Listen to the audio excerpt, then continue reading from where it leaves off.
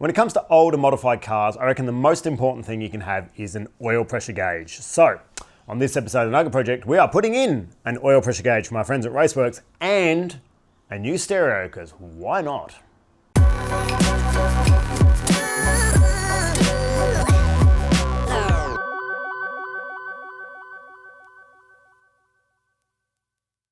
G'day friends and welcome back. And if you're new here, this is what we're doing. We are rebuilding this 1987 Toyota MR2 Supercharged. It's wicked. It's got pop-up headlights. It's mid-engine. It's got a Targa roof. It's all the fun things we love about cars from the 80s. We just don't see that stuff anymore. Everything's all boring. So we're rebuilding this bad boy. In the last episode, we put that factory spoiler on it and repaired the boot.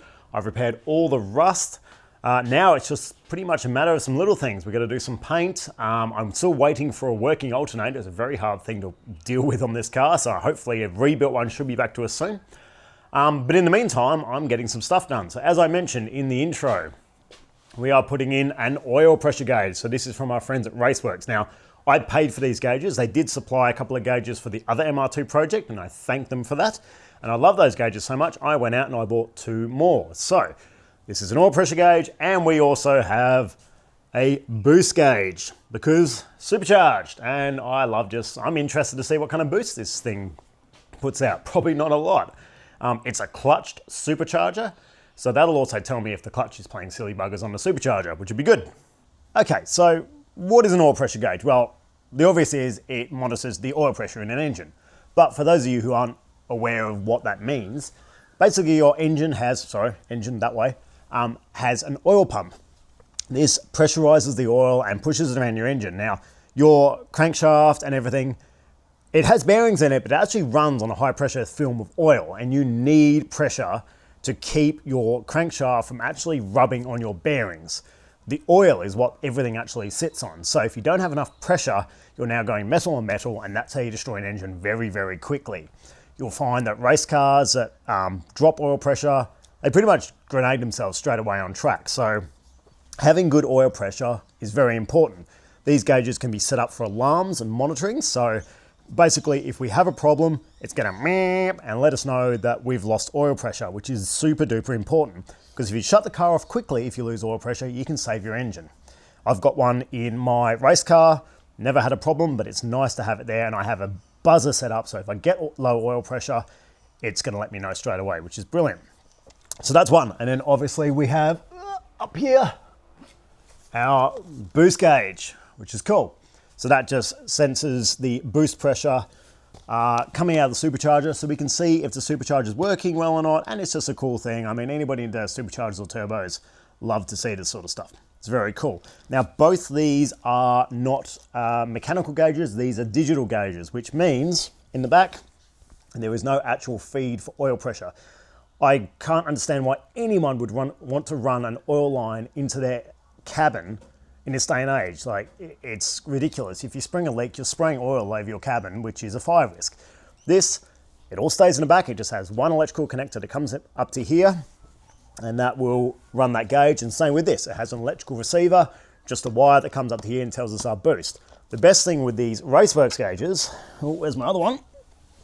You can daisy chain them. So if you're running 2 or more gauges, you run all your power and your earth and everything and your lighting to one gauge, and then you just have a little link cable that links between the 2, 3, 4, 5, whatever you want to do. So you don't have to run all the wiring. You just have to run the sensor to each gauge, and then you can just daisy chain them, which is really cool. Now, let me show you how I'm going to mount these bad boys. So all AW11 owners will know this little area, and it in fact fits a mobile phone perfectly in there, but I always have my phone on the cradle on the dashboard anyway. So I'm going to use this for my gauge pods. So what I designed is this guy. So I designed this in CAD and then 3D printed it out of ABS. Now, it's not finished yet. I am going to smooth it. I'm going to use some plastic primer filler and then a textured paint that should match the interior a bit better, but we'll do that soon. But anyway, it fits in there perfect, and I can have my oil pressure gauge and my boost gauge in there, and it should work nicely. Now, what I don't want to do is I don't want to go screwing into the stock dash. I will have to do one little hole for the cables, unfortunately, but I don't want multiple holes. I think one hole we can deal with. So, where is it? I got this guy. So this will screw to the stock holes. Oh, come on camera. Let's show you. So we've got those 2 stock holes there. So I haven't drilled the holes in it yet, but basically we'll stick 2 holes in that. And then this has a slot in there. And so that will slot over the top like such. And then on the inside of this gauge, you can just see there is a hole there for a screw. So once that's screwed down, I can then put a screw in there and that'll hold the whole thing down. And then I just push my gauges in. So that should work pretty well. And that's minimal destruction of this car. It'll be one little hole for the cables to run through and that's it. I won't be having to, you know, screw anything else down and damage it. From the factory, this does have a little felt piece that sits on here. So I am just remaking this one. This one didn't fit quite nicely, so I've got one printing in the printer right now. But yeah, that should work pretty good. And then I just have to run the wiring. So I'm doing all this at the same time because obviously if I wire in a stereo and wire in the gauges, I need power, I need illumination, I need all the same things. So you may as well do it at the same time. So let's show you this stereo. Okay, MR2 and Toyota purists, look away because you're going to have a little sook about this. But I'm going to put a 7-inch Android head unit in it. Now these aren't the most amazing things, but I've got one in my Sora. It's been in there for, holy crap, how long now? 7 years? 8 years? It's fine. It works actually really well. This one, the build quality is definitely not as nice as one in my Sora, but it was cheap. Good thing about stereos are they're very easy to change out. So this isn't a permanent thing. If I put this in and I don't like it, I can literally rip it out and just put something else in. It's not hard. So just chill, don't stress, it's okay. But the good thing is it will give me Bluetooth connection to my phone. I can run my Spotify and everything off this and I can, you know, it's just a good thing. And if I want, I came with a reverse camera, I can run a reverse camera if I want. I do love reverse cameras. I think it's one of the best modern features on cars is reverse cameras. I put one in my Liberty, I put one in my Sora. And it's not so much that I can't reverse without it, but say if there's a kid standing behind the car or there's a pole or something sticking out or a tow bar in another car, you can't see that when you're reversing, especially not here, not in this thing. So having a little reverse camera, just taking a quick glance down, nothing straight there, it stops you damaging your car. I think that's really good. So we're going to put that one in today. Also, these guys, so little Sony speakers. Now, the stock speakers on these, I'll show you that in a sec. They're in the dash. So there's 4 speakers in this car. There's 2 in the dash, and then you can see behind me, there's a little guy up in here and here. Now, I've taken this one out. These ones were aftermarket ones, and they were terribly mounted, like one kind of bolt. They're all squished in there on the side. The magnet was actually stuck to the metal, which is not good for speakers. You don't want the magnets actually sitting on metal. So for now, I'm going to rip these ones out and I'm going to leave them out. Reason being is when I tested the sound, like number one, these speakers were stuffed. It's right here, like it is literally this far from my head and it is overpowering. It's unnecessary. These ones in the front sound much nicer. So I think later on I will get little tweeters or something back there and that'd be nice. But for now, I just want to be able to listen to some music and stuff when I'm driving and audiobooks for long road trips. So these Sony ones are going to go in. It's got some Pioneers ones in there now, which were probably very good back in the day, but they're done. They are cactus. So yeah, these will be good. We'll pop those in. Yeah, that's about it. So we're going to be running a bit of multimeter. We're going to have to pull apart this center console a bit. There's going to be a bit of work today. And we also need to obviously run wires back through here to the engine bay. And then I need to find a vacuum source and I need to find a oil pressure, my oil pressure sensor, the stock one for the car, and run a T-piece. I've already got the T-piece. So we're gonna do that too. Anyway, let's get to pulling this apart and get these things in. Okay, before I get all excited and start ripping the interior apart, I want to prime and paint this. So you can see all the print lines on top. I want to try and smooth all that out.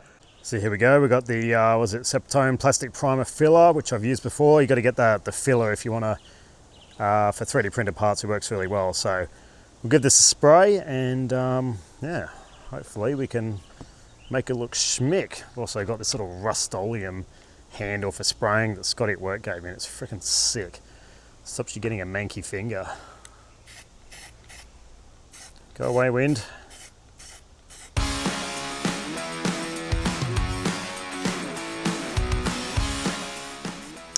Let's time lapse this. You don't need to watch.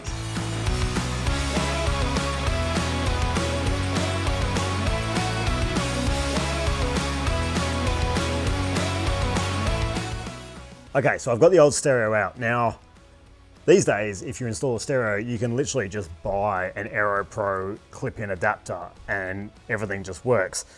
Unfortunately, back in the day when you installed stereos, you pretty much just had to cut the cables and you had to find out what each cable was and you had to wire it in the old school way. It's just the way it was. And so that's how I did it in my Sorora, and that's how they've done it with this. So what I did is I went on the Sony website, found the model number, and I found the wiring diagram. So at least the connector that goes in the back of this, I can figure out what each one of those wires do. I'm pretty sure this isn't a standard ISO connector. Man, if that just plugged in, can you even imagine? No, it is very different. Oh well. God, I had a glimmer of hope then. All right. But the good thing is, I have the wiring diagram right here on my phone. So I can get the wiring loom for this stereo, I can track back each wire of that, and then I can just reconnect them. They've got jumper cables, which I freaking hate, but whatever, I'll probably just reuse them for now. And yeah, we should be able to get that wired in and figure out how we can bolt it in.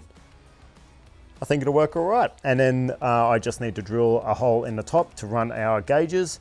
And then when I'm doing the wiring for this, I'll obviously find a power, an earth, and illumination, which is all I need, the three things I need for those gauges. So I can piggyback them up to the gauges.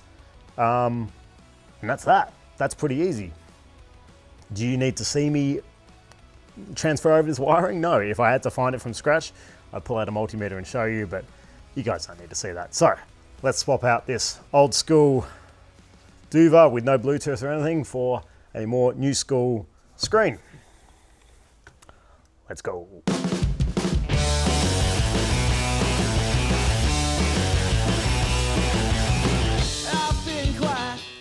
Okay, so what was a few seconds for you was about 2 hours for me, but that's okay. I have all the connectors I need to make the stereo work, so here's a random thing. You guys may know this, I did not know this. So this is the wiring loom that came with the Sony stereo, probably, 20 years ago, right? The wire colors match up to the new aftermarket, not to the car wiring, but like, all the speaker color wires must be somewhat universal between the aftermarket stereos. I didn't actually know that. There you go. That's you guys probably like, oh, well, duh, dickhead. Well, I didn't know that. So yeah, it was very easy because I just basically, I checked them all on the two wiring diagrams, but from there, like, you know, the green is back left speaker, and that's the same on that loom as my new stereo loom. And the solid green is positive, and the green with the black tracer is a negative. And it's like that with all of them. Purple is rear, and then white and grey is the front speakers. Who knew? I didn't know that. So there you go. If you also didn't know that, we now all know. One thing I forgot to do. Now, sorry, before we get into that, I couldn't use those disgusting, like these little plastic connectors are the most disgusting things ever. These and tech screws should never ever be used in cars, and if you use them, you're gross. So I got rid of them all. I couldn't reuse them. I didn't want to, so I have actually soldered and heat shrunk every single connector in there. So they're all perfect. Like it's like a proper wiring room. Let me show you. Come here, camera. Let's spin you around. So yes, they are all properly. It's now a proper loom that goes into the old loom. There are heat shrunk in there, bar one, which I've got to put heat shrink on, so I'm just going to tape that one. But they are nice. You can see there's 3 wires there that aren't used. So 2 of them are for keys. So if you've got a steering wheel with buttons on it, you use those. So we don't need those. And 1 is the input for the reverse camera signal, which I am actually going to do. So I am going to run that. I'm going to run the cable, even though I'm probably not going to put the reverse camera in now. I want the wiring there in case later on I do. I don't have to rip all this apart again. So may as well run the wiring now, and it's all good for the future. In the meantime, let's go look at our gauge pod. So in between wiring, I've been coming out here and I have been sanding and priming this, and it is looking really good. You can still just see a bit of print line on the top there, but barely. So I think I'm pretty happy to now we'll let that dry for a bit longer and then do a coat of our textured paint, which I'm very excited to try because I've never used it before. So what I got was this textured bumper paint by MTM. I don't know, you get it from Super Cheap, and yeah, it was recommended to me for interior stuff. Apparently it does a fairly good job, so I don't know, we give it a go, huh? They also recommend it's good for like all these trims around the window, which aren't here because I've taken them off, but they all start to look manky, like all this. So you can paint it with that and it actually looks pretty good. So anyway, give it a crack, see what happens. Whoa, whoa, Jesus.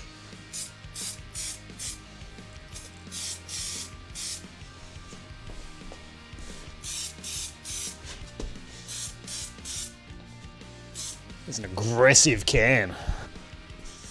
So while the gauge pod is drying, we'll get the wiring out. This is the wiring for the oil pressure gauge. It does actually have a little shade, so if I'm finding too much light on the gauge, I can actually put the shades on there, which is kind of cool.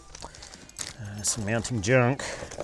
All right, and then we've got our wiring looms. So remember I was telling you can daisy chain them?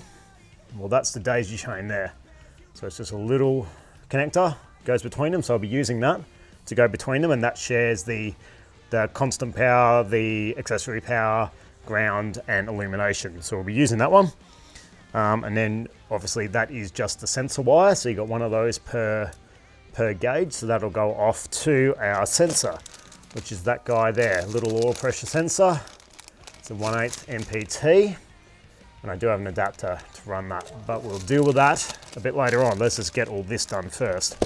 So I've got that and I'll run that down. But for now, the one we need to worry about is this one, because we need to get all the power and everything to it. So we'll drill a hole in the dash, which feels horrible, but it's got to be done. And it will just be a little hole, and it's got a cover over it, a standard cover. So if you ever want to reverse this and put that little felt cover back over, no one will know, it's fine.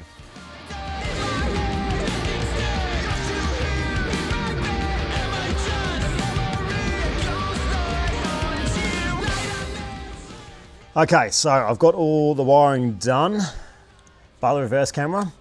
Here's our power and everything for our gauges. I've just reconnected the battery and let's see if this works. I don't know. Let's bring you guys in a bit closer. Okay, please no sparks, no smoke. Holy shit. Hey! Okay, let's take off our screen protector.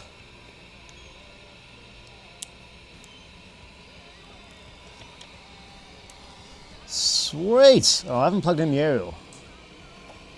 Actually, I can't do that anyway, because if I play music, I'm going to get copyright infringements. So let's go Bluetooth. Connecting your cell phone. Oh, how American.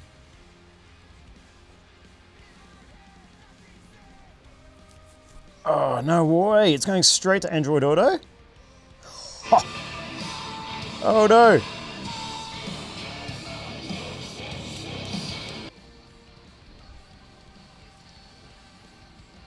Oh, how good is that? It straight away went to my Spotify.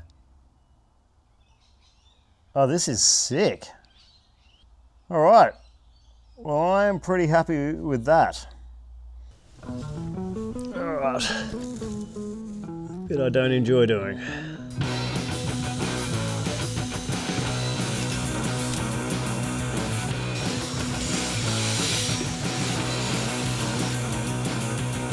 All right.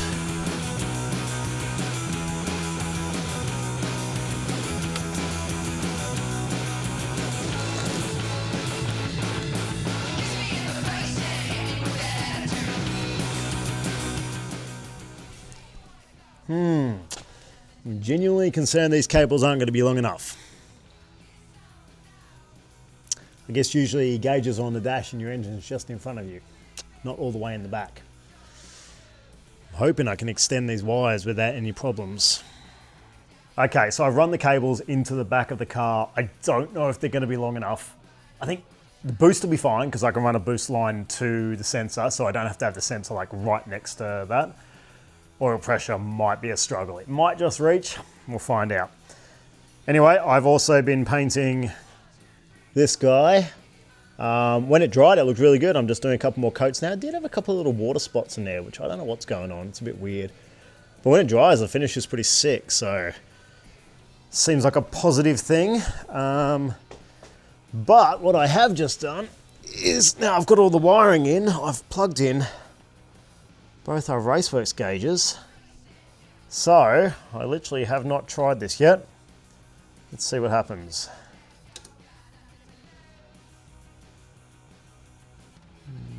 Nothing. Why? Okay, I figured it out. I didn't have the earth connected up. All right. Hey. Cool. Okay, so yeah, oil pressure's freaking out because it's low. That's awesome. So that'll flash and yell at me if I get low oil pressure. So that's really good. Handy. Not so handy when you're sitting there with the ignition on. Maybe I'll wire this up to the on instead of the accessories. Anyway, green. Green is what I want because if we turn on our lights, that's more of a yellow. Oh God, are they cycling? Oh, they're cycling. I don't want cycling. Green, look at that. So that green and that green, that all matches. Oh, I get it. Because I turn the lights on, you can set different colors for dimmed or not. Okay, that makes sense. That's cool. Okay, both green. Very cool. Okay, let's fast forward a bit, and here's our gauge pod. That paint is sick. Probably could do with another coat, but it's like the texture's unreal. Like, that's gonna work so well. For interior, that really works nicely. Stoked. So, let's have a look inside, because I've kind of skipped ahead on a lot of this, because the day's running out, and I'm running out of time. Let's show you where we're at. Oh, I just sat on a screwdriver. Ow. Okay, let's get my light out. So, stereo is in. It's not a super duper perfect fit. If I wanted it to fit properly, can I put this here somewhere? I would have to trim this down. As I said, I don't want to do anything on this car that's not reversible. And if I cut that back, that's not reversible. So it does have a little gap in the side there if you go looking for it. However, it's pretty sick. It lights up well. It's down low, but the screen works well. It jumps straight on Android Auto. What a cool thing. My gauges are beeping away because I've got low oil pressure. Yeah, connecting to Android Auto. I'll just have to turn it down so we don't play music and I lose my copyright. But yeah, that's pretty sick. I know a lot of you won't like it because it's all fancy pants new technology in an 80s car, but it's my car, so you'll get over it. Anyway, I've screwed down the holder there for the gauges, so let's put that gauge pod on, see how it looks. That one in there. One can go in there too. So, I'll just put that screw in.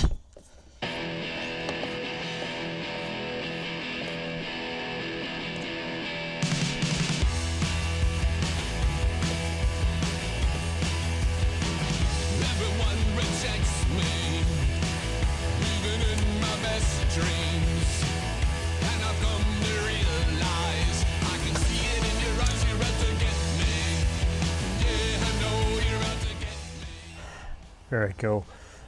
All right, I want you to be green. Green. No oil pressure in here.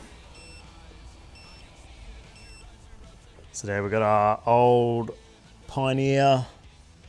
I'm sure it was good, but it's now pretty shagged. So let's get that out. We're gonna have to probably wire in our new speaker. Whee! So without pulling the stereo back out, I couldn't remember which way the wires went, which one was positive and which one was negative.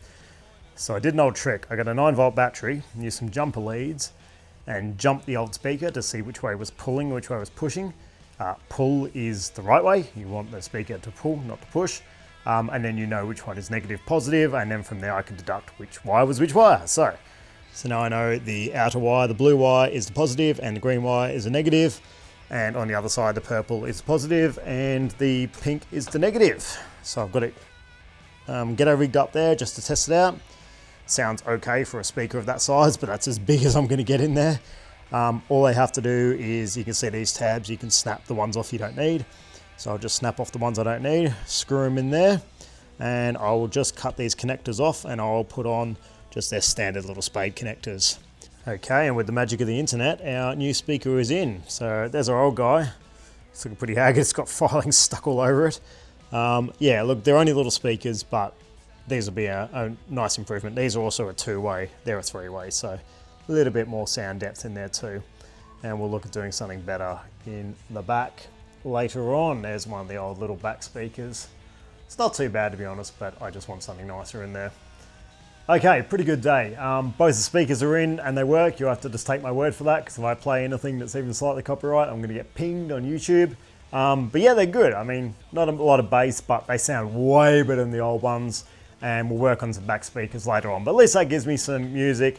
The head unit's pretty rad. The volume buttons are a bit pokey down the bottom, but other than that, it's actually good. Android Auto links up straight away to my phone as soon as I start it up. The gauges look good, but obviously they are not hooked up yet. So I won't be able to finish this video today because I do not have time. The downside is, let me show you this. This is all the cable I have to work with. Obviously not designed for how far away a rear engine car is. So that one, the fat one, is the boost. So that's going to be fine because I can just run a boost line from, oh man, anywhere. Like I've got so many vacuum lines around here. So I'll pick a vacuum line and I'll run that along and connect it up, and we'll mount it over here somewhere out the way, which would be nice. Unfortunately, that one is our oil pressure and I'm going to have to extend that. So I'm going to have to find go and buy some wire that's the right gauge. Now it's so close too, because the oil pressure sender is just down there next to the exhaust manifold. So that sucks. Let me show you how I'm going to do that though. So I've got this guy. So this is a oil pressure gauge adapter. So obviously that part screws into the block. That part you put your stock sensor in, and then there's a hole. There it is. That hole there is for our oil pressure sensor that goes in from the gauge. So yeah, that allows us to run a aftermarket gauge and the stock oil pressure sensor, because if we go in here and have a look, we have a stock oil pressure gauge over here, which is very cool. Obviously not as accurate as something like this, but it's nice that it has it. Not many cars have that sort of stuff these days. So I want that to work as well. Obviously, I don't want to take away a gauge. So yeah. Okay, it's the next morning and I've got some time to work on the car. So let's get this finished. I've got some hose here for our boost line, and I have, I'll come over here and show you, the boost sensor that comes with the gauge. So it's very simple. You just put a reference line on there and plug it in. So it comes with a small little pipe, but I need longer. Also comes with a T-piece, which is good. So I've got a couple of vacuum lines here that come out of the manifold. So I'm just going to tap into one of those. They both go down to some sort of actuator thing and then go up to, one of them goes up to the fuel pressure regulator. So I'll tap into that, stick that T-piece in, and then we'll run the boost line along the back of the boot here over to that corner, and I'm putting the sensors over where the fuse box is. I've also got the wires bunched up for the reverse camera. I'm not going to do that yet, but later on, if I do want to add the reverse camera, the wiring is there. I just have to run it to the back of the car. Anyway, let's cut this line and put this T-piece in. Get this puppy done.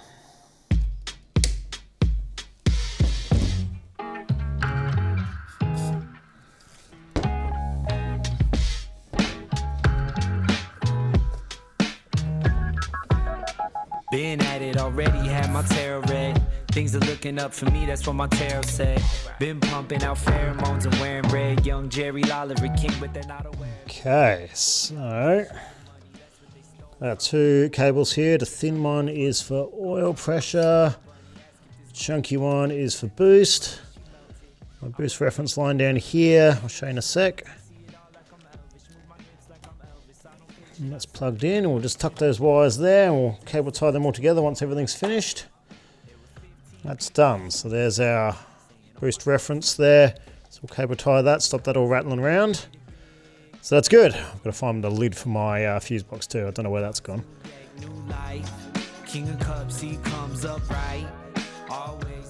I've hit a snag. The best laid plans, huh? So I've got the car jacked up and I've found the oil pressure sender. It's not in a great spot. Just bear in mind, I need to fit that in there. So that big dildo thing, let me show you what it looks like up in there. Okay, so we're up the front of the engine here. Let me show you. Okay, so hard to film up in here, but this big cast iron bracket here is what holds the alternator on. This wire goes to the oil pressure sensor, and as you can see, it goes underneath that cast iron bracket. So I can feel the sensor, but I can get like a finger's gap in there. I am not getting that big bloody dildo thing in there, am I? So that sucks. I mean, I could take out the stock sensor and put in the aftermarket one, but I'd really like the dash all just working. Like it's nice to have a stock oil pressure gauge. So I guess my other option is I get a sandwich plate for this filter, which I don't really like sandwich plates, but I've got a fair bit of room around here, so I could do a little sandwich plate and I could just run the sensor here where the sandwich plate would be, and that would be definitely an option. A few moments later. Okay, so it's been 4 or 5 days and I wasn't happy with how that video was going to end. I actually filmed the ending and I was like, nope, that sucks. There was no resolution. So I now have a resolution. I also have a helper who is not helpful in the slightest. Say hi. Yeah, sounds about right. So what I have is this guy. This is a sandwich plate. And I know I said I'm not a huge fan of them, but let's go with it because I don't have any better ideas. And it's got the ports in the side there and in the front, so you can run an oil cooler and stuff off this, but I'm just going to use this side port here for our sensor. And then it has the extension poles here, 2 different sizes. So basically we take the oil filter off, we bolt that in the place of the oil filter, and then we'll have the thread hanging off the end, and we just screw the oil filter back on, and that's it. So I'm going to use some thread sealant for these bungs. I've got some decent stuff here from Permatex. In general, Permatex products are pretty good. So this stuff here, I've used this on oil fittings and fuel fittings in the past, and it's worked great. So we'll put the bungs in like that, and we'll sandwich it up. I don't know if I'm going to be able to show you me putting it on, but I'll show you the end result. So here we go. I've got the sensor mounted in there and the 2 block off bungs. I'll just let that sealant dry. I am tempted, it's got 2 seals here, which is really good, but I am tempted to put just a very fine smear of like gasket goo or something, just to make sure it doesn't leak. I don't know. I'll have a think about that one while it dries. Okay, so I've skipped ahead, otherwise this video is going to get stupid long, but it's in. So that's our sandwich plate. Now the sensor's really hard. The sensor's up towards the alternator and it is close to the exhaust manifold, but everything is close to the exhaust manifold on the back of here. It's a pain in the neck. I tried to run the sensor down this way, but the air conditioning unit basically sits. No matter where I sat it, the aircon was going to hit it. So yeah, that sucks. So it's had to go up there. That's the best I can do. I've done a small smear of gasket goo on the base. I've tightened it all up and it should be fine. We'll just make sure once all this seals and nothing's leaking. And yes, you will notice there is an alternator. I picked it up yesterday and I'm stoked. So hopefully that should be the last mechanical part of the puzzle. And we should have charge on this car. If we don't, we know it's not the alternator. It's something else. Anyway, I'm going to let all this dry, and we'll try it tomorrow and see if our oil pressure gauge works, but I need all the sealant to dry first. Okay, so I've got the sandwich plate in there, I've got the oil filter all in. I haven't got the alternator hooked up yet. I figured we'll test this first and make sure this is all good, because then I can see, because I have to put the air conditioning unit on to get the belt on for the alternator, and then I can't see the sandwich plate. I want to make sure it's not leaking. That made sense, right? Anyway, let's start it up and see if we got oil pressure. Let me just show you the cable. So I extended the cable. I haven't strung it up yet, but that's going to follow the cables up for the alternator and then up along here and then, yeah, tied off there. So anyway, it's just sitting there for the second. Yep, I just connect up the battery. So let's see if we've got an oil pressure gauge. All right. Ignition on. Let them do a little startup check.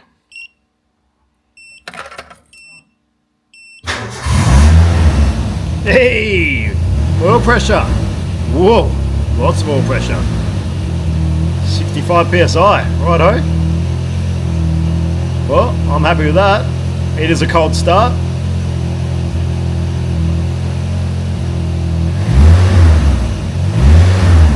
Hell yeah! That's some healthy oil pressure. Alrighty. Sick. Okay, so there we go. Another big step towards getting this car on the road. So now I've got my alternator, I can put that in, put the aircon pump back up, get the belt on, make sure that's all happy, and hopefully, mechanically, it should be good. I do think it has a vacuum leak somewhere because it's pulsing, it's hunting a bit on the revs on idle. Not too sure what that is about, but I've never actually had this car up to temperature because no alternator, I can't run it for that long. So fingers crossed this alternator solution works, otherwise we'll get a wiring issue we'll have to sort out. But yeah, baby steps, we're getting there. Thanks for watching, guys. Hopefully I'll have another video for you soon. I'm very short on cash at the moment, and the financial year has been brutal for me. So I can't afford new tyres or anything yet, but hopefully we can get some other stuff sorted on this car soon. Get it painted, get it looking schmick. Thanks for watching. If you haven't subscribed yet, please subscribe and join the Facebook and the Instagram page. I post up things well before I post videos about it, so it's worth watching if you're interested in this. Thanks, guys. We'll see you soon.